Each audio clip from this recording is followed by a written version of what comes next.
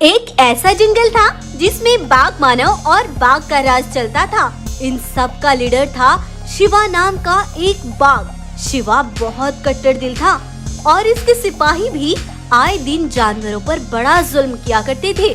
आज शिवा बाघ अपने 2 सिपाहियों के साथ दूसरे जंगल के लिए कई दिनों के लिए सैर पर जा रहा है। उधर शिवा के सिपाही बकरी और भालू को कड़ी तेज धूप में काम पर लगा देते हैं। बेचारे दोनों यहाँ मजदूरी कर रहे थे कि तभी उन्होंने देखा विशाल रंगीन रीना शेरनी बहुत तेजी से जंगल में आगे बढ़ रही थी। रीना शेरनी के तूफानी कदमों से शिवा के जंगल की जमीन धक-धक बोल रही थी। ऐसा लग रहा था जैसे रीमा की बचपन में हुई उस जुल्म का बदला आज पूरा होगा। रीमा ने शिवा के सिपाहियों को उड़ेड़-फाड़ कर जख्मी कर दिया। वो उन्हें तेजी से मार रही थी, लेकिन तभी तेजी से दौड़ती हुई एक गाय आई और रीना शेरनी का रास्ता रोक कर बोली, रीमा रुक जाओ, मैं जानती हूँ इन सबको खून करने का हक तुम्हारा है, लेकिन जुल्मों की बेड़ों में बंधी तुम्हारी माँ जो सालों से तुम्हारा इंतजार कर रही है, उसका क्या? क्या माँ जिंदा है? हाँ, वो आज भी तुम्हारे आने का इंतजार करती है। रघु इस जंगल में बड़ी शान से अपनी पत्नी के साथ रहता था। रघु की पत्नी गर्भवती थी। एक बार एक बाघ मानव तेजी से भागता हुआ इनके राज दरबार आया। महाराज महाराज, पास के जंगल में बहुत से भेड़िए घुस आए हैं, जल्दी से जाकर वहाँ के जानवरों को बचा लीजिए महाराज। रघु तेजी से अपने कुछ सिपाहियों के साथ तुरंत जंगल से निकल गया और जैसे ही वो थोड़ी दूर चला, जंगल के बीच पहुंचकर रघु को शिवा और उसके सिपाहियों ने घेर लिया। मैं सालों से ऐसे ही मौके की तलाश में था और आज तू खुद चलकर मेरे पास आया है। शिवा और उसके सिपाहियों की तादाद ज्यादा थी। उन्होंने रघु और उसके सिपाहियों पर हमला कर दिया और उन्हें मौत की घाट उतार दिया। उधर रघु की पत्नी ने एक नन्ही शेरनी को जन्म दिया जो कि अद्भुत रंगीन थी। ये है मेरी प्यारी रीना। जब तुम्हारे पिता तुम्हें देखेंगे तो उनकी खुशी का ठिकाना नहीं रहेगा। रीमा की माँ ऐसे बोल ही रही थी कि तभी शिवा अपने सिपाहियों के साथ रघु की गुफा पर पहुँचा। तेरे पति को तो मैंने बहुत सुकून की मौत दी है, लेकिन मैं तुझे मौत नहीं दूंगा। इस जंगल पर मेरा राज और जुल्म तू और तेरी बेटी अपने आँखों से देखेगी। शिवा बहुत बेदर्दी से घसीटता हुआ रघु की पत्नी को लेकर गया और एक सुनसान जगह जाकर उसे एक पेड़ में बांध दिया। इधर इस गाय ने ये सब होता देख लिया था। वो चुपके से रीना के पास गई और बोली, यहाँ से भाग चलो रीमा, जल्दी करो, नहीं तो शिवा के जुल्म से कभी आजाद नहीं हो पाओगी। तब गाय उसे अपने साथ बहुत दूर ले गई और अब जंगल पर शिवा का राज हो गया। ऐसे ही बहुत समय बीत गया। जहाँ उधर शिवा के जुल्मों की हद रीमा की माँ पर बढ़ती जा रही थी, तो उधर रीमा भी जवान हो गई और वो एक बड़े तांत्रिक के पास गई। मैं जानती हूँ तुम्हारे अंदर बहुत अद्भुत शक्तियाँ हैं। मैं चाहती हूँ तुम अपनी शक्तियों से मुझे इतना विशाल बना दो जिससे मैं अपनी माँ और पिता का बदला पूरा कर सकूं।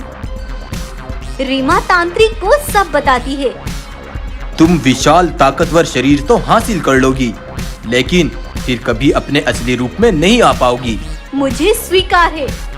तब वह तांत्रिक रीमा शेरनी के अंदर अपनी अद्भुत शक्तियाँ डालते हैं, जिससे रीमा एक विशाल रूप ले लेती है। रीमा शेरनी विशाल रूप लेकर अपने जंगल गई है। जब गाय को ये पता चला तो वो तेजी से दौड़ती हुई आई और रीमा शेरनी को उसकी माँ के पास ले गई, जो कि खून में लथपथ एक पेड़ से बंधी हुई जख्मी हालत में पड़ी थी। वो आएगी, मेरी रीमा मुझे बचाने जरूर आएगी, वो आएगी। मैं आ गई हूँ माँ, मैं आ गई हूँ, मैं उस शिवा को नोच नोच कर खा जाऊंगी। रीमा शेरनी गाय से कहती है, तुम माँ को यहाँ से दूर हमारे जंगल ले जाओ, मैं उस शिवा से निपट लूंगी। गाय रीमा की माँ को लेकर वहाँ से चुपके से अपने जंगल आ गई और इसका इलाज करने लगी। उधर आज शिवा भी अपने सिपाहियों के साथ जंगल वापस आ गया, लेकिन राज दरबार में घुसकर उसने देखा कि उसके कुछ सिपाही पूरी तरह जख्मी हालत में मरे हुए थे। तो वो तुरंत रघु की पत्नी को देखने गया, तो वहाँ वो भी नहीं थी।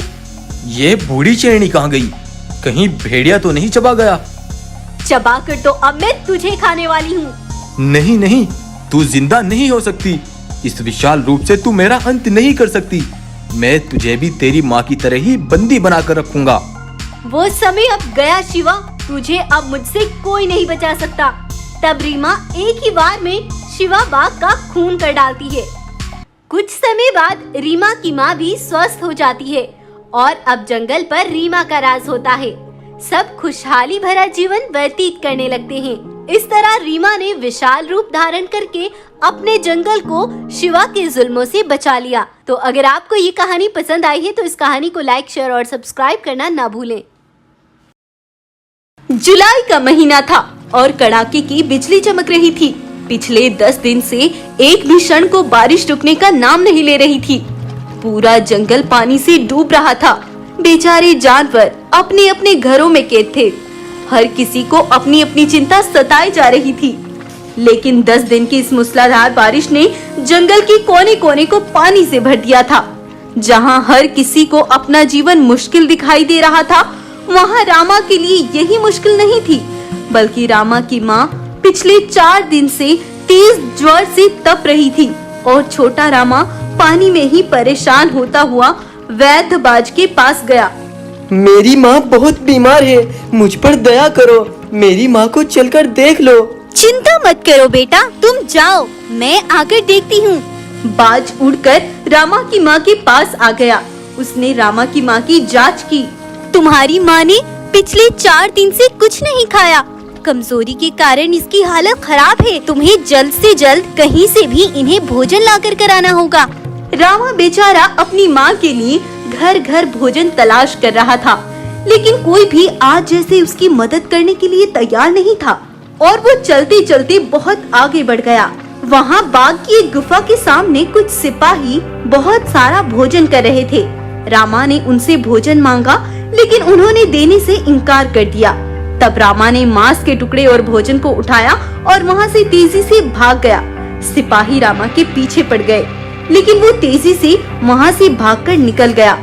रामा ने आकर भोजन अपनी बीमार माँ को दिया। माँ उठ जाओ, देखो मैं तुम्हारे लिए भोजन लाया हूँ। इसे खाकर तुम चल सकोगी। माँ क्या हुआ माँ, तुम बोलती क्यों नहीं?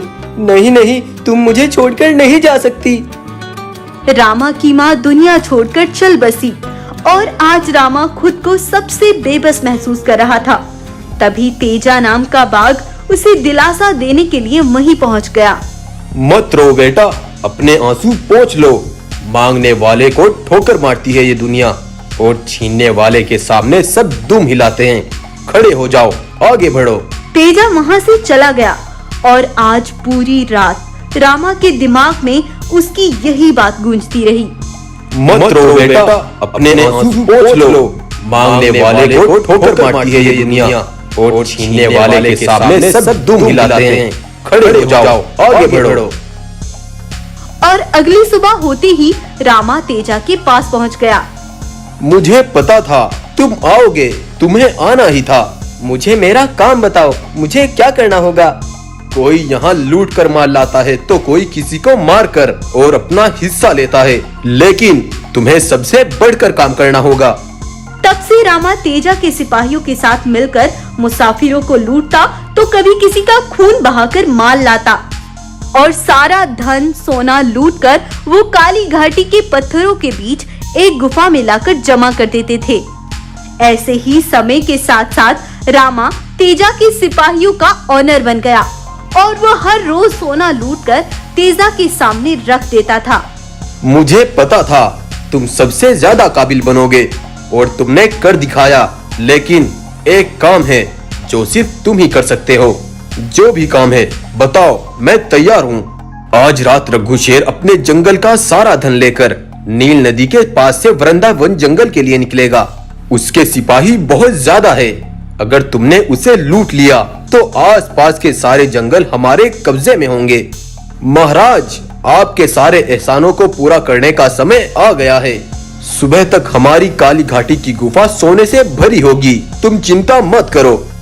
रात बीत गई और सुबह के पहले पहर में ही तेजा काली घाटी की गुफा में पहुंचा। जब उसने गुफा को खोला तो हक्का बक्का रह गया। नहीं नहीं नहीं, वो ऐसा नहीं कर सकता। सालों से इकट्ठे किए धन को वो एक रात में खत्म नहीं कर सकता। मैं उसे छोड़ूंगा नहीं। दरअसल जब तेजा रामा के पास रघु को लूटने की योजना बनाने के लिए आया था, उससे पहले ही रामा के जंगल की एक गाय उसके पास आई और बोली, रामा बेटा, उधर पत्थरों के पीछे आओ, मैं तुम्हें सच्चाई बताना चाहती हूँ। बेटा, ये तुम क्या कर रहे हो? अपने परिवार को मिटाने वाले के साथ मिलकर क्यों मासूमों के परिवारों को खत्म करने पर लगे हुए हो? मेरा परिवार? मेरा परिवार मारने वाला कौन है? वही तेजा, जो तुमसे ये सब करवाता है। जब तुम अपनी माँ के पेट में थे, तुम्हारे पिता मेहनत करके तुम्हारी माँ और तुम्हें पालते रहे, लेकिन एक बार तेजा ने तुम्हारे पिता से। कहाँ लकड़ियाँ ढोकर अपनी पीठ को कमजोर कर रहे हो राम? आओ मेरे साथ मिल जाओ और ऐश की जिंदगी जियो। तेरी तरह जुल्मों को बढ़ावा देकर ऐश की जिंदगी गुजारने से अच्छा है मैं मर जाऊं। तो फिर सिपाहियों, इसकी ये ख्वाहिश भी पूरी कर दो। इस तेजा ने बहुत बेदर्दी से तुम्हारे पिता को मरवा दिया और तभी से तुम्हारी माँ भी बीमार रहने लगी। जिस जालिम ने मेरे परिवार को बर्बाद कर दिया, मैंने उसके लिए सैकड़ों परिवारों को मौत के घाट उतार दिया, लेकिन अब बदला सूद समेत वापस लिया जाएगा। इधर तेजा गुस्से से पागल हुआ रामा की गुफा के पास पहुंचा। वहां उसने देखा रामा अकेला नहीं था, रघु की पूरी फौज उसके साथ खड़ी थी। तू मेरे कंधों पर बंदूक रखकर मुझ पर ही चलाता रहा, लेकिन जब मेरे जंगल की गाय ने मुझे आकर सच्चाई बताई तो मैंने तय कर लिया कि तुझे बर्बाद कर दूंगा। जब रात में रघु अपनी सेना के साथ माल लेकर ठिकाने पर जा रहा था तो मैंने उसे रोक लिया। तुम तो रामा हो, क्या तुम मुझे भी लूटने आए हो? नहीं रघु, बल्कि मैं आज तुम्हें कुछ देना चाहता हूँ, लेकिन उसके बदले मुझे तुम्हारा साथ चाहिए। तब रामा ने रघु को तेजा की सारी सच्चाई सुनाई। रामा ने सारा माल रघु के हवाले कर दिया और रघु रामा के साथ मिल गया। तेजा अब अकेला पड़ गया था। रामा ने उसे वहीं खत्म कर दिया और फिर रघु के सिपाहियों के साथ वो तेजा के सिपाहियों के पास पहुंचा और उन्हें जान से मार डाला।